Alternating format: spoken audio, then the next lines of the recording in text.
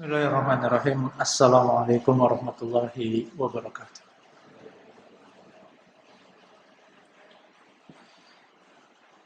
Innal hamdalillah nahmaduhu wa nasta'inuhu wa nastaghfiruh wa na'udzu billahi min shururi anfusina wa sayyiati a'malina.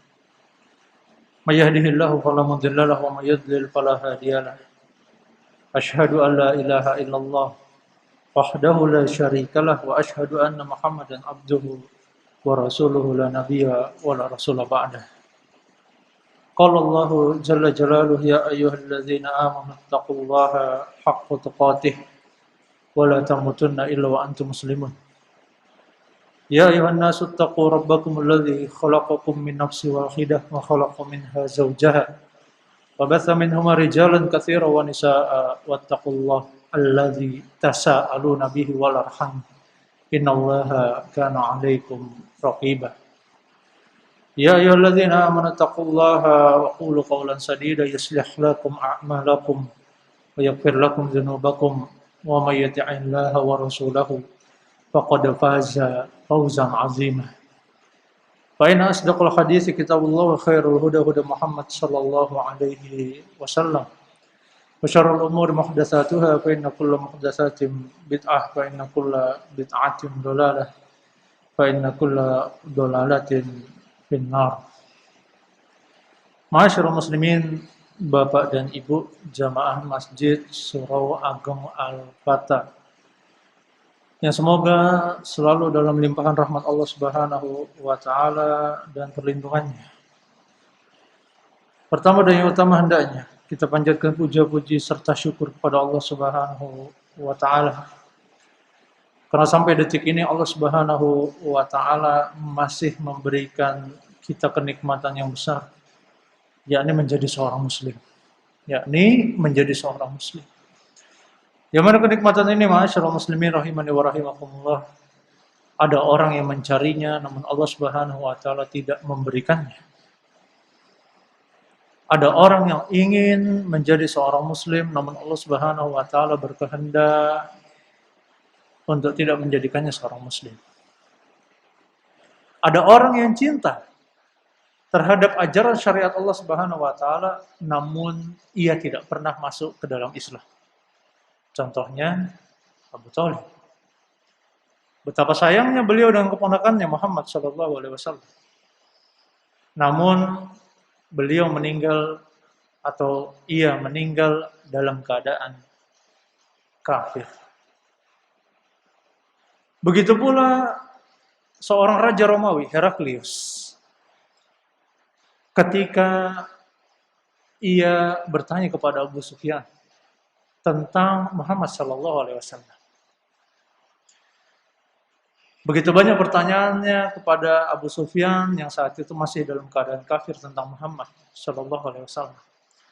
Sampai akhirnya Heraklius memandang kepada menteri-menterinya dan berkata, bagaimana kalau kita masuk ke dalam Islam? Bagaimana kalau kita masuk ke dalam Islam? Maka bergemuruh. Aula besar tersebut bergemuruh. Mereka mencaci, mereka mencela Heraklius. Kemudian Heraklius mengatakan, sesungguhnya saya hanya menguji kalian. Padahal Heraklius tahu. Dan sudah timbul kecintaan terhadap Islam dalam dirinya. Sudah timbul kecintaan terhadap Islam dalam diri Heraklius tersebut. Buktinya ia membenarkan seluruh jawaban dari Abu Sufyan. Mulai dari Muhammad itu siapa, keturunannya siapa, sifat dan perangainya seperti apa, dan sebagainya. Ia membenarkan karena Heraklius juga tahu kitab-kitab terdahulu. Di kitab-kitab terdahulu, Heraklius telah tahu bahwasannya ada nabi di akhir zaman yang akan turun setelah Nabi Isa. Namun yang ia tidak sangka, nabi tersebut turun dari kalangan orang Arab. Ada pula ma'asyiral muslimin rahimani wa rahimakumullah, seseorang yang ia bersusah payah untuk menjadi seorang muslim. Contohnya adalah sahabat Salman Al-Farisi. Ia lari dari rumahnya sampai ditawan, kemudian dijadikan budak dan sebagainya, hingga akhirnya ia sampai ke Madinah dan mengucapkan baiat langsung di hadapan Rasulullah SAW bahwasanya saya masuk Islam. Penuh darah. Perjuangan mereka untuk dianggap sebagai seorang Muslim penuh dengan keringat bahkan darah. Bahkan ada sahabat Nabi SAW, Ammar bin Yasir, dan keluarganya meninggal karena ingin dianggap atau ingin masuk ke dalam, ingin mempertahankan Islam. Oleh karena ma'asyiral muslimin rahimani wa rahimakumullah, keislaman merupakan nikmat yang besar. Sudahkah kita bersyukur dengan keislaman kita tersebut? Sudahkah tatkala Allah Subhanahu wa taala menyuruh kita untuk melaksanakan sholat, sudahkah ada di dalam hati kita perasaan senang atau justru perasaan murung dan sedih? Terlebih lagi orang yang memiliki jabatan yang tinggi, yang mana ia tidak rela sedikit dari waktunya ia habiskan untuk beribadah kepada Allah Subhanahu wa taala. Dan ini sudah terjadi dan kita bisa melihat di sekeliling kita. Namun anehnya ma'asyiral muslimin rahimani wa rahimakumullah, betapa banyak orang yang Allah Subhanahu wa taala berikan hidayah ini tidak bersyukur. Tidak bersyukur. Padahal Allah Subhanahu wa taala hanya menginginkan kita untuk bersyukur, namun sangat sedikit dari kita yang bersyukur dengan kenikmatan ini. Ini baru satu kenikmatan, yakni Islam. Belum kenikmatan yang lain, kenikmatan iman, kenikmatan jasmani, dan kenikmatan-kenikmatan yang lainnya. Dan salah satu kenikmatan yang besar, ma'asyiral muslimin rahimani wa rahimakumullah, adalah Allah Subhanahu wa taala memberikan kita hidayah untuk menuntut ilmu. Memberikan kita hidayah untuk menuntut ilmu. Al-Ustadz Nuzul Zikri, beliau pernah membawakan sebuah analogi. Analogi yang cukup menarik. Beliau mengatakan, pernahkah kita perhatikan berapa juta santri yang berada di pondok pesantren saat ini? Berapa puluh ribu orang, berapa ratus ribu orang, berapa ratus ribu santri, santriwati yang ada di pesantren saat ini? Namun tidakkah kita melihat hanya segelintir dari mereka yang menjadi seorang ulama? Bahkan mungkin tidak sampai 1%.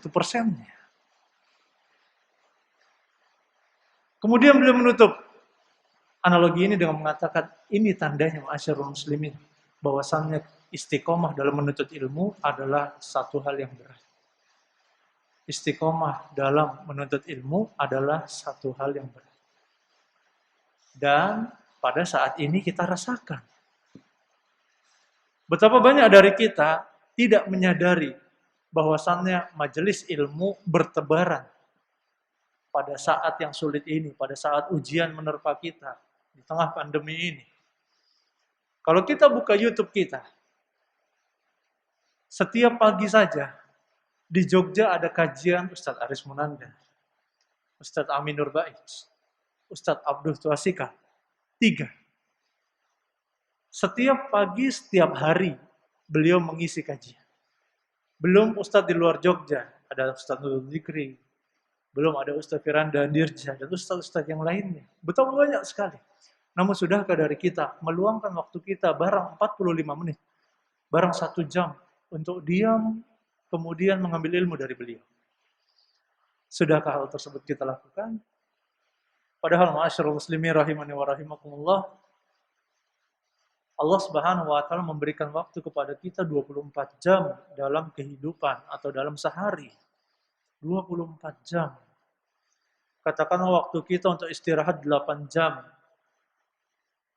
Meskipun banyak orang dewasa biasanya istirahat hanya 6 jam. Berarti ada waktu sekitar 16 jam. Ada waktu sekitar 18 jam, 16 sampai 18 jam yang bisa kita gunakan untuk hal yang lainnya. Sudahkah waktu-waktu tersebut kita gunakan untuk menuntut ilmu agama?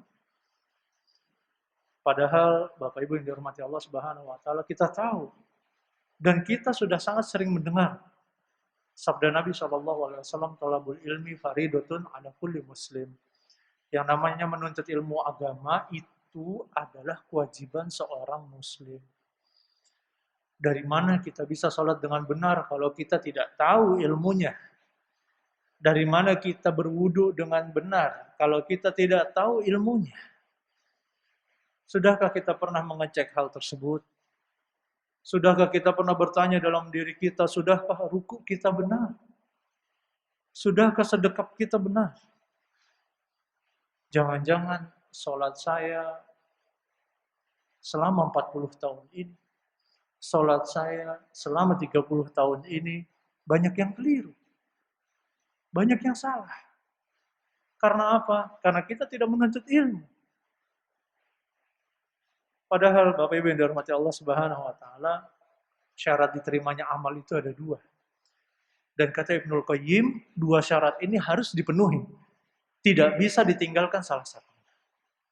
Salah satu saja tidak ada dalam dua syarat, seseorang diterima amalan ibadahnya, maka amalan ibadah ini akan ditolak oleh Allah Subhanahu wa taala. Dan kita telah sama-sama tahu dua syarat ini adalah ikhlas dan al-mutaba'ah. Ikhlas dan sesuai dengan petunjuk Nabi Shallallahu alaihi wasallam. Maka ikhlas urusan hati. Ikhlas urusan hati kita dengan Allah Subhanahu wa taala. Adapun al-mutaba'ah, mengikuti Nabi Shallallahu alaihi wasallam adalah perkaranya tentang ilmu, Oleh karenanya seseorang yang malas menuntut ilmu, seakan-akan dirinya sibuk, tidak ada waktu untuk menuntut ilmu, padahal ia membuka laptopnya. Ia mencermati berita-berita, entah berita COVID, entah berita Presiden Amerika Serikat, entah berita apapun yang terjadi di dunia. Ia ikuti berita tersebut sampai waktu yang lama, menghabiskan 1 jam, 2 jam dari waktunya. Namun untuk menuntut ilmu, ia tidak mau.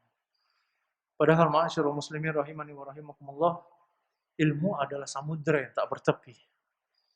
Ilmu adalah samudera yang tak bertepi. Oleh karenanya dibuatlah Dewan Fatwa Indonesia, ada MUI.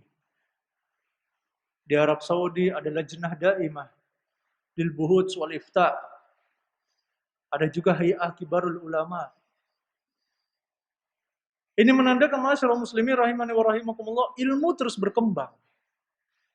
Adanya Dewan Fatwa itu menandakan bahwasannya ada kasus baru yang membutuhkan fatwa seorang alim, seorang ulama. Oleh karena ma'asyiral muslimin rahimani wa rahimakumullah, ini adalah pentingnya ilmu.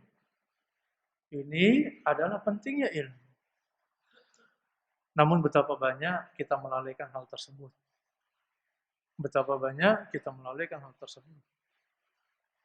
Padahal kalau kita mau merenungi sedikit saja, bagaimana perjalanan para ulama menuntut ilmu, kita akan terheran-heran dengan beliau-beliau. Yahya ibn Ma'in, beliau memiliki warisan 2 buah rumah.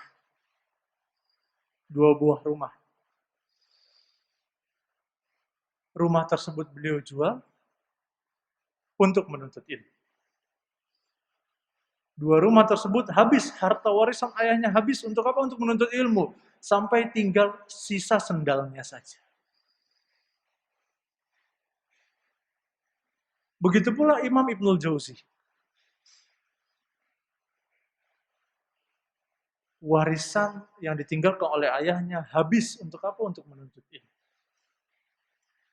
Adapun kita di zaman ini, warisan habis untuk beli mobil, jalan-jalan ke luar negeri, dan melakukan hal-hal yang lainnya. Apakah salah? Jawabannya tidak salah. Namun, ma'asyiral muslimin rahimani wa rahimakumullah, hendaknya kita bisa melihat mana yang lebih penting dalam kehidupan dunia ini. Sebagian dari kita memandang bahwasanya ilmu agama itu tidak penting. Betapa banyak orang yang malas duduk di majelis ilmu, tidak tertarik dengan majelis ilmu. Karena menurut mereka majelis ilmu itu membosankan. Majelis ilmu itu tempat yang tidak ada hiburan di dalamnya. Padahal para ulama rahimahumullah, semoga Allah Subhanahu wa taala merahmati mereka. Ada yang sehari-harinya hanya menuntut ilmu, mengajarkannya, menuntut ilmu, mengajarkannya, menuntut ilmu, mengajarkannya. Mereka meresapi benar sabda Nabi sallallahu alaihi wasallam, "Wa man salaka tariqan yaltamisu fihi ilman sahalallahu lahu bihi tariqan ilal jannah." Barang siapa yang ingin Allah mudahkan jalannya menuju surga, maka hendaknya dia menuntut ilmu. Para ulama meresapi dengan benar sabda Nabi sallallahu alaihi wasallam ini.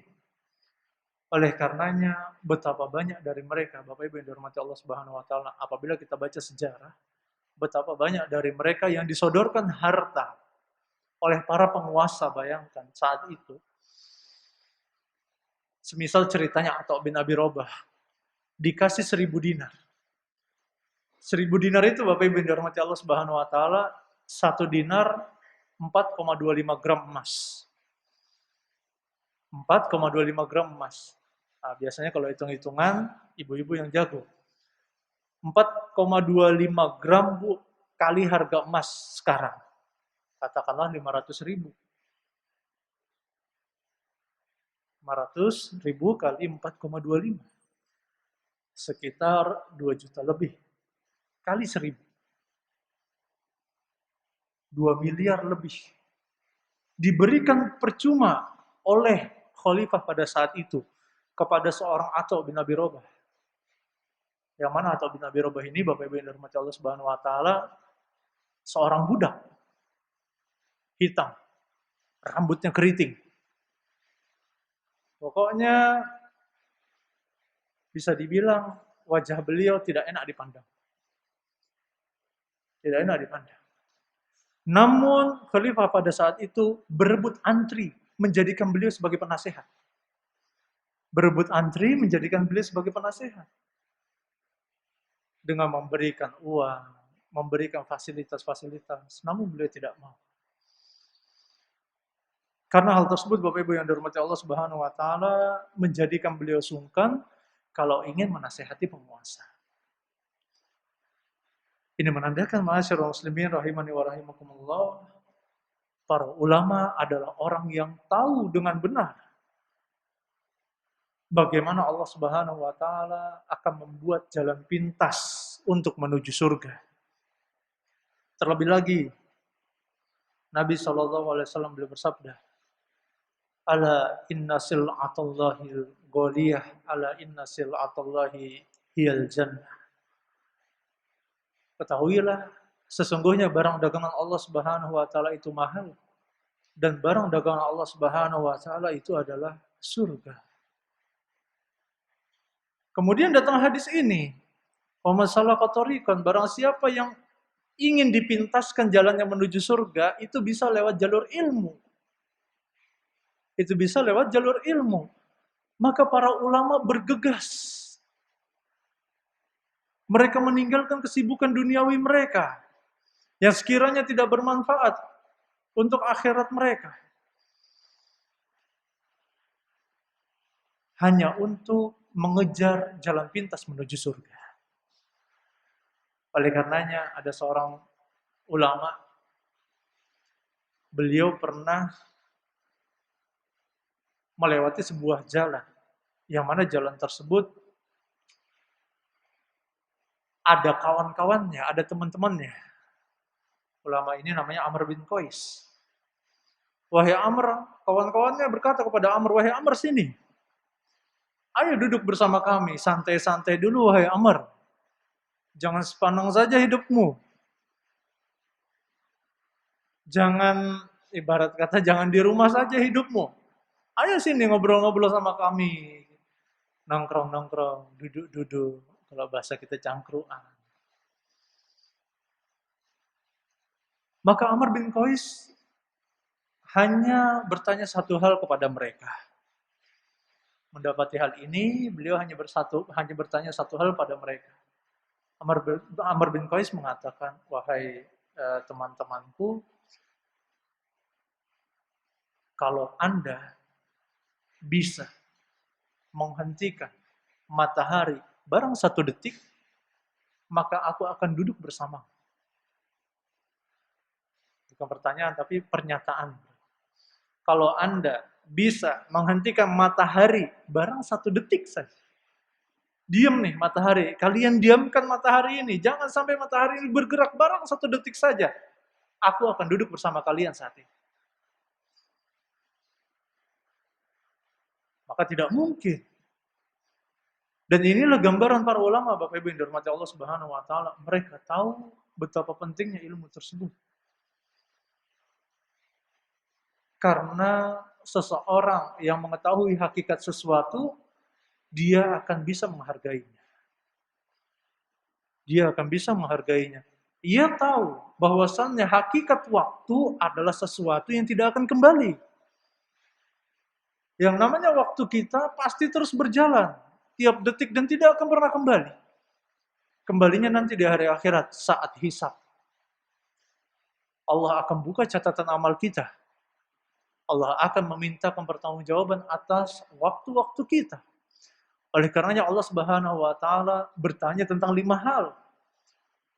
La tazulu qadama 'abdin yaumal qiyamah hatta tus'ala an arba, di satu riwayat hatta tus'ala an khamsah.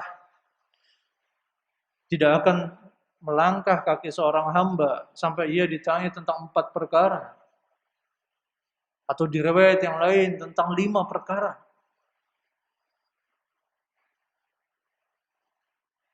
Dan salah duanya, ada 2 pertanyaan. Dari 4 tersebut, atau dari 5 tersebut, ada 2 pertanyaan berkaitan tentang waktu. Yang pertama, wa'an umrihi fima afnah. Tentang umurmu, kamu habiskan untuk apa? Pertanyaan pertama. Yang kedua, wa'an syababihi fima ablah. Dan tentang masa mudamu, kamu habiskan untuk apa? Tentang umur kita, Allah akan bertanya. Setiap detik waktu kita digunakan untuk apa? Apakah untuk ketaatan kepada Allah Subhanahu wa taala atau untuk bermaksiat kepadanya? Apakah untuk membaca firman-firman Allah Subhanahu wa taala atau justru menonton tontonan-tontonan yang tidak layak ditonton? Dan yang kedua tentang masa muda. Tentang masa muda. Dan kalau saya lihat di sini banyak Bapak Ibu yang mungkin sudah memiliki anak yang remaja. Anak yang sudah menginjak masa usia remaja. Maka jagalah masa remaja anak kita, masa pemuda anak kita, jagalah dan awasi masa muda tersebut. Jangan sampai masa muda mereka menimbulkan penyesalan nanti di hari kiamat. Jangan sampai kita menjadi orang tua yang acuh tak acuh. Masa bodoh dengan pergaulan anak kita, jangan. Karena sebelum seorang anak dihisap oleh Allah Subhanahu wa taala, Allah akan mendatangkan orang tuanya terlebih dahulu. Oleh karenanya ada seorang menghadap kepada Umar radhiyallahu taala anhu. Beliau atau orang ini menghadap bersama bapaknya. Menghadap kepada Umar. Bapaknya menyampaikan, "Wahai Umar, anakku ini tidak berbakti kepada diriku. Dia selalu membangkang diriku, dia selalu tidak hormat, tidak berbakti dan sebagainya, melakukan kedurhakaan dan sebagainya." Maka Umar mencari penjelasan dari pemuda ini. Apakah benar yang dikatakan oleh ayahmu? Pemuda ini mengatakan, "Wahai Umar, wahai Amirul Mukminin, tunggu sebentar. Saya ingin bertanya kepadamu tentang hak seorang anak yang wajib ditunaikan oleh orang tuanya, oleh bapaknya terutama. Apa saja wahai Amirul Mukminin? Yang pertama, tentu dipilihkan ibu yang baik. Yang kedua, dipilihkan nama yang baik. Yang ketiga, dipilihkan makanan yang baik. Pemuda ini mengatakan kepada Umar, maka wahai Amirul Mukminin, ibuku adalah seorang pelacur. Ayahku menamai diriku dengan nama yang buruk. Dan makananku entah dari mana ayahku mendapatkannya. Maka mendengar penjelasan pemuda ini, Umar mengatakan kepada bapak tersebut, wahai bapak, sesungguhnya engkau telah durhaka terhadap putra. Maka ternyata Bapak Ibu yang dihormati Allah Subhanahu wa taala, kedurhakaan bukan hanya anak kepada orang tuanya, bukan. Akan tetapi bisa jadi orang tua kepada anaknya. Begitu juga para ulama. Beliau menulis buku-buku tentang panduan tarbiyatul abna, pendidikan anak. Semisal Al-Imam Al-Ghazali rahimahullah ta'ala, beliau pernah mengatakan seperti ini. Apabila engkau melakukan hal ini, beliau memberikan pesan kepada orang tua. Apabila Anda melakukan hal ini, Anda telah menjadi orang tua yang sukses. Menjadi orang tua yang sukses. Yaitu Anda memilihkan teman yang terbaik dan lingkungan yang terbaik untuk anak Anda. Maka Anda akan menjadi orang tua yang sukses. Betapa banyak dari kita yang lalai dengan perkara ini, Bapak Ibu yang dirahmati Allah Subhanahu wa taala. Sebagian dari kita tidak tahu anak kita itu bergaul sama siapa. Kawan dunia nyatanya, kawan dunia mayanya, kita tidak tahu. Yang kita tahu anak kita makan, kenyang, sejahtera. Padahal Allah Subhanahu wa taala memberikan amanah bukan untuk itu, Bapak Ibu yang dirahmati Allah Subhanahu wa taala. Allah memberikan amanah, anak adalah amanah. Allah tidak memberikannya untuk itu. Bukan untuk sekedar kita memberikan makan mereka, kemudian sudah. Tidak. Namun yang lebih penting dari itu adalah tarbiyah, pendidikan. Bagaimana kita mendidik anak-anak mereka, anak-anak kita menjadi anak-anak yang baik. Anak-anak yang soleh, anak-anak yang soleh. Oleh karenanya hal ini berkaitan dengan yang tadi. Mengenai pemilihan ibu yang terbaik untuk seorang anak. Maka Bapak Ibu yang dirahmati Allah Subhanahu wa taala, apabila kita memiliki anak yang sudah siap menikah, kita lihat dulu bibit, bebet, dan bobot dari calonnya. Bibit, bebet, dan bobot dari calonnya. Sebagian dari kita, ya, sudahlah terserah kamu. Jangan begitu Bapak Ibu. Nabi menyampaikan tunkahul mar'ah li arba. Seseorang dinikahi karena 4 perkara. Seorang wanita dinikahi karena 4 perkara. Karena hartanya, karena nasabnya, karena kecantikannya, karena agamanya. Nabi mengatakan pilih karena agamanya. Pilih karena agamanya. Karena dengan agama tersebut Bapak Ibu yang dirahmati Allah Subhanahu wa taala, anak kita akan menjadi anak yang berbakti kepada kita. Kita sering mendapati seorang menantu mencegah anak kita untuk mengunjungi kita. Dan ini sudah sangat sering saya mendapatkan infonya. Betapa banyak seorang menantu tidak membolehkan anak kita untuk memberikan hadiah kepada kita. Entah berbagai macam alasannya. Namun apabila anak kita mendapatkan jodoh yang soleh, yang soleha, pasti dia akan menanyakan, kita sudah lama tidak ke rumah orang tua, yuk kita ke sana, kita rencanakan hari apa, ayo kita berangkat. Kita sudah lama tidak menanyakan kabar bapak dan ibu, mari kita video call. Menenteramkan hati. Dan ketahuilah Bapak Ibu yang dirahmati Allah Subhanahu wa taala, belum tentu orang yang kaya, orang yang cantik, orang yang ganteng bisa melakukan hal ini. Oleh karenanya Nabi menyuruh kita untuk memilih karena agamanya. Seburuk apapun rupa seseorang, kalau agamanya baik, ia akan dicintai banyak orang. Contohnya tadi yang kita sebutkan, Atha bin Abi Robah. Sampai para khalifah mengemis di depan pintunya Atha bin Abi Robah untuk menjadikan beliau sebagai penasehat. Mereka mengemis. Dan para ulama yang lainnya. Di antara para ulama ada yang fisiknya kekurangan. Ada yang fisiknya kekurangan. Namun Allah Subhanahu wa taala meninggikan derajat mereka karena hal ilmu. Oleh karenanya Bapak Ibu yang dirahmati Allah Subhanahu wa taala,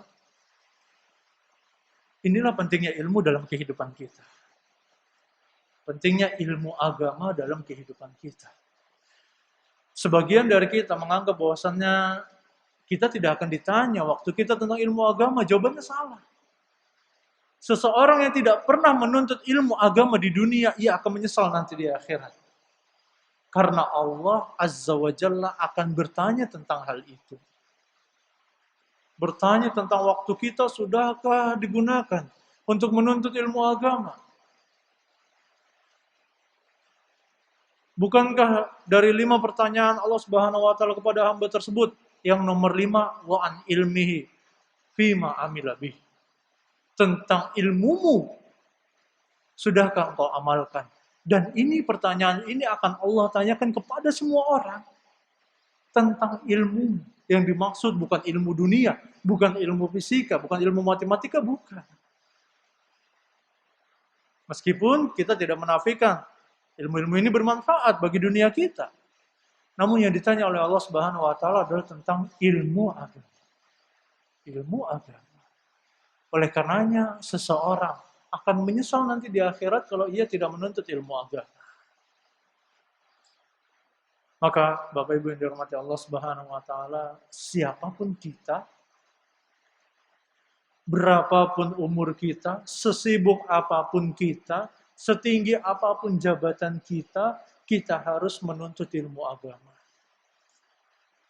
Bagi kita yang usianya telah di atas 50, telah di atas 60, ada seorang datang kepada Imam Ahmad, membawa seorang kakek, yang usianya sudah tua. Orang ini bertanya kepada Imam Ahmad, wahai Imam, apakah kakek tua ini wajib untuk menuntut ilmu? Maka Imam Ahmad mengatakan, selama kakek tua itu masih bernafas, dia wajib untuk menuntut ilmu. Dia wajib untuk menuntut ilmu. Bagi ibu-ibu yang merasa kerepotan, sudah mengurus rumah, mengurus anak, dan sebagainya, kita jadikan Aisyah radhiyallahu taala anha sebagai idola. Sebagai seseorang yang kita idolakan. Yang mana Aisyah radhiyallahu taala anha mampu melahirkan ulama-ulama yang besar. Semisal Ibnu Abbas. Begitu juga yang lainnya. Ulama-ulama yang lainnya yang lahir dari keilmuannya Aisyah radhiyallahu taala anha. Sebagian dari kita merasa malu untuk membawa anak kecilnya ikut kajian. Padahal Imam Syafi'i pada umur 7 tahun, beliau telah dipakaikan pakaian kebesaran seorang penuntut ilmu oleh ibunya. Wahai Syafi'i, tuntutlah ilmu. Pergilah ke masjid, tuntutlah ilmu, wahai Syafi'i. Begitu juga para ulama yang lainnya. Kalau kita membaca, sungguh banyak para ulama yang lainnya pada usia kecil sudah mampu menghafal Al-Quran, kemudian pula menuntut ilmu.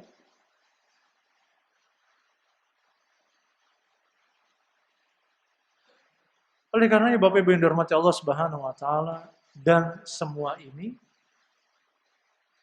terutama anak-anak, tidak bisa anak-anak kita arahkan atau berat anak-anak kita arahkan untuk menjadi seorang penuntut ilmu kalau orang tuanya saja tidak peduli, tidak perhatian dengan ilmu. Ilmu syariat yang dimaksud dengan ilmu syariat. Maka Bapak Ibu yang dirahmati Allah Subhanahu wa taala, inilah pentingnya kita menuntut ilmu. Dan lagi di antara keutamaan kita bisa menuntut ilmu atau kita menuntut ilmu adalah kita bisa mengajarkan kepada anak-anak kita. Seandainya kita membayangkan Bapak Ibu, mungkin kalau Bapak Ibu yang sudah punya putra yang sudah besar mungkin bisa mengajarkan ke cucunya. Seandainya kita bayangkan, Pak, Bu, kita sudah bisa membaca surat Al-Fatihah. Kita sudah bisa membaca Al-Quran dengan lancar. Pernahkah kita terbayangkan dalam otak kita, dalam pikiran kita, kenapa nggak saya ajarkan kepada anak saya? Kenapa nggak saya ajarkan kepada cucu saya? Mengapa anak saya, cucu saya malah justru saya serahkan kepada guru TPA-nya? Kepada guru agamanya. Kenapa?